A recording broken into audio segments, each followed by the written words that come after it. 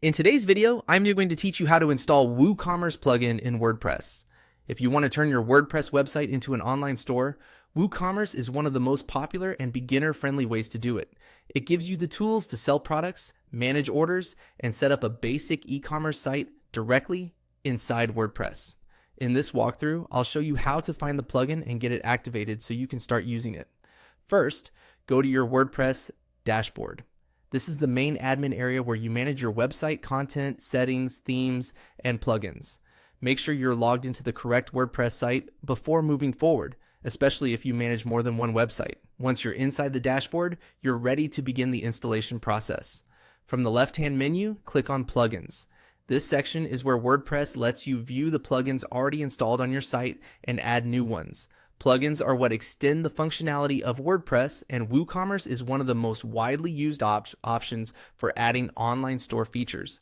After opening the plugins area, search for WooCommerce. Use the search bar to type in WooCommerce so WordPress can quickly locate the plugin for you. As you search, you should see matching results appear.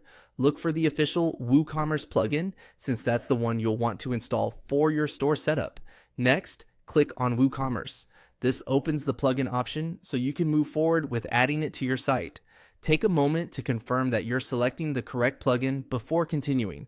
This helps avoid installing the wrong tool, especially if other plugins with similar names appear in the search results. Once you've selected it, click Upgrade and Activate.